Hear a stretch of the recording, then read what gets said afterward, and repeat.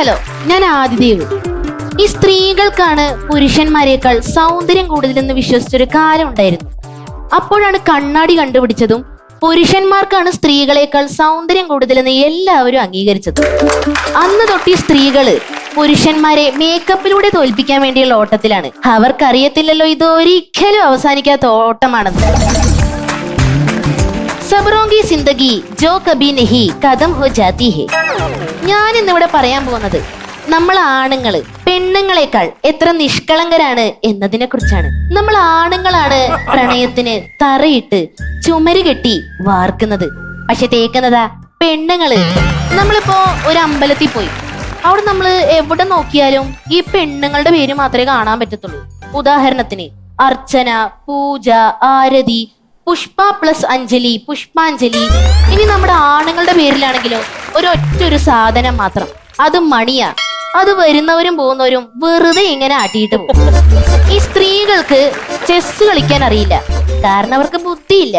പക്ഷേ ക്യാരംസ് കളിക്കാൻ അവരെ കഴിഞ്ഞിട്ടുള്ള വേറെ ആള്. കാരണം ഒരാളെ എപ്പോ ഒരു കുഴിയിലേക്ക് ഇറക്കണമെന്ന് അവർക്ക് നല്ല നിശ്ചയം. ഒരാള് മരിച്ച് എന്നിട്ട് അയാള് ദൈവത്തിനടുത്ത് പോയപ്പോ ദൈവം അയാളുടെ മെമ്മറി എല്ലാം ഡിലീറ്റ് ചെയ്ത് കളഞ്ഞു.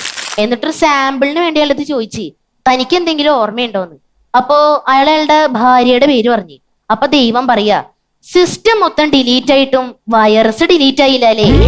ഈ വൈറസിന്റെ കാര്യം പറഞ്ഞപ്പോഴാണേ ഈ സ്ത്രീകള് കല്യാണം കഴിച്ചതാണോന്നറിയാൻ സിന്ദൂരം, വള, താലിമാല ഇതൊക്കെ കണ്ടാൽ നമുക്ക് മനസ്സിലാവും. ഇനി ഒരു പുരുഷൻ കല്യാണം കഴിച്ചതാണോന്നറിയാൻ അവന്റെ മുഖത്തേക്കൊന്ന് നോക്കിയാൽ മതി, അപ്പൊ നമുക്ക് മനസ്സിലാവും. നമ്മൾ ആണുങ്ങള് എന്തൊക്കെ വന്നാലും ഇഡ്ഡലി പോലെ വെളുക്കേ ചിരിക്കണം. എത്ര തിരിച്ചിട്ടാലും മറിച്ചിട്ടാലും ദോശ പോലെ ക്ഷമ വേണം. രണ്ട് സൈഡിൽ നിന്ന് നല്ല ഇടി കിട്ടിയാലും പൊറോട്ടമാരി സഹനശേഷി വേണം. പുറകിൽ നിന്ന് നല്ല കുത്ത് കിട്ടിയാലും പുട്ടുമാരി നമ്മൾ മുമ്പോട്ട് പോയിക്കൊണ്ടേയിരിക്കണം. ഈ പെണ്ണുങ്ങൾ എന്ന് പറയണതേ കണക്ക് ടീച്ചർമാരെ പോലെയാ. കാരണം നമ്മൾ ഫ്രീ ആണെന്നറിഞ്ഞാ അപ്പൊ വന്നിട്ടൊരു പ്രോബ്ലം തന്നിട്ട് അങ്ങോട്ട് പോകും. ഈ ഭാര്യമാരുടെ ഇംഗ്ലീഷ് മീനിങ് അല്ലേ വൈഫ്. അപ്പോ അതിന്റെ ഫുൾ ഫോം ഞാൻ ഈ ഇടയ്ക്കാട്ടോ പഠിച്ചത്. എന്തായിരുന്നു? Without information fight every time. എന്റെ അച്ഛന്റെ മുതലാളിന്റെ അടുത്ത് ചോദിച്ചു, നിങ്ങൾ എന്തിനാ ഈ വിവാഹിതരായ പുരുഷന്മാരെ മാത്രം ജോലിക്ക് എടുക്കുന്നേന്ന് ചോദിച്ചു. അപ്പൊ മുതലാളി പറയാ, അവർക്കാണെങ്കിൽ എന്തും സഹിക്കാനും ക്ഷമിക്കാനുള്ള മനസ്സുണ്ട്, പിന്നെ പെട്ടെന്ന് വീട്ടിൽ പോകാനുള്ള വെപ്രാളം ഉണ്ടാവില്ല. നമ്മുടെ ആണുങ്ങളുടെ കല്യാണം എന്നൊക്കെ പറയണതേ ഏകദേശം ഒരു KSRTC ബസ് പോലെയാ. കാരണം നമ്മൾ ഒരുപാട് കാത്തു നിന്ന് ഒരു ഓർഡിനറിയിൽ കയറി ടിക്കറ്റ് എടുത്ത ശേഷം തിരിഞ്ഞു നോക്കുമ്പോ അതേ റൂട്ടിൽ തന്നെ സൂപ്പർ ഫാസ്റ്റ്, വോൾവോ, ലക്ഷറി എല്ലാം വരുന്നത് കാണാം. ഈ ആണും കാളയും തമ്മിലുള്ള പോരാട്ടമാണ് ജല്ലിക്കെട്ട്. ആണും പെണ്ണും തമ്മിലുള്ള പോരാട്ടമാണ് താലികെട്ട്. എന്റെ ഒരു അഭിപ്രായത്തിൽ ഈ താലികെട്ടിന്റെ അത്ര അപകടം ഈ ജല്ലിക്കെട്ടിനില്ല കേട്ടോ. കാരണം ജല്ലിക്കെട്ട് എന്ന് പറയുമ്പോ എന്താ പരിപാടി? കാളയെ കെട്ടഴിച്ചു വിടുക. താലികെട്ട് എന്ന് പറയുമ്പോഴോ കാള കളിച്ച് നടക്കണവനെ കെട്ടിയിടുക. നമ്മുടെ മസ്തിഷ്കം പ്രവർത്തിക്കാത്ത രണ്ട് സാഹചര്യങ്ങളാണ് നമ്മുടെ ജീവിതത്തിലുള്ളത്. ഒന്നാമത്തെ സാഹചര്യം പരീക്ഷാ സമയത്ത്, രണ്ടാമത്തെ സാഹചര്യം ഭാര്യയെ തെരഞ്ഞെടുക്കുന്ന സമയത്ത്.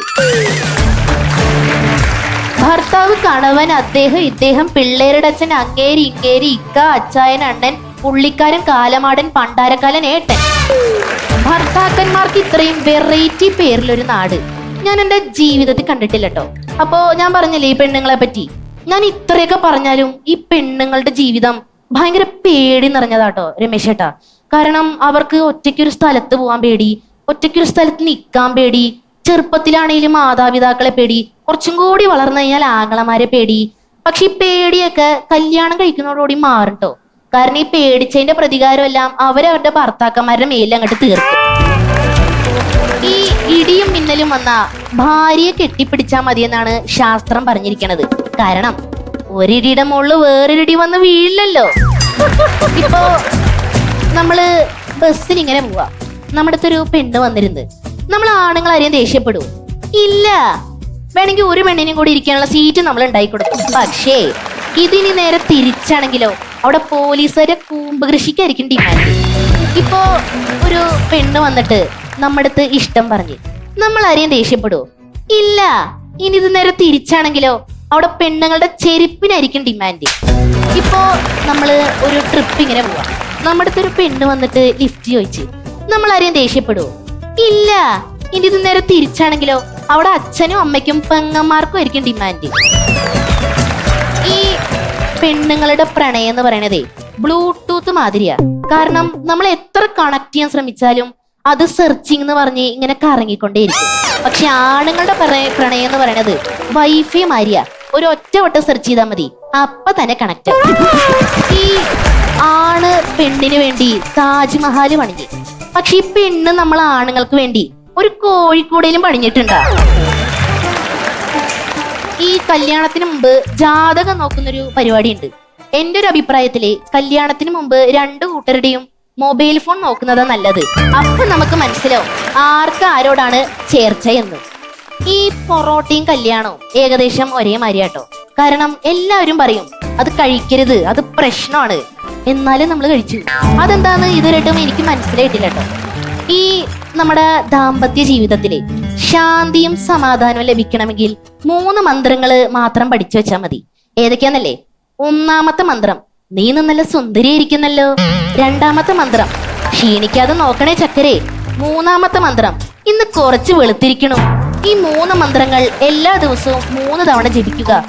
നല്ല കാര്യമായതുകൊണ്ട് നുണ പറയുന്നതിൽ ശാപം കിട്ടുകയില്ലെന്നല്ലേ. ഈ സ്കിറ്റ് ഞാൻ എല്ലാ പുരുഷന്മാർക്ക് വേണ്ടിയും ഡെഡിക്കേറ്റ് ചെയ്യുന്നു. നന്ദി, നമസ്കാരം.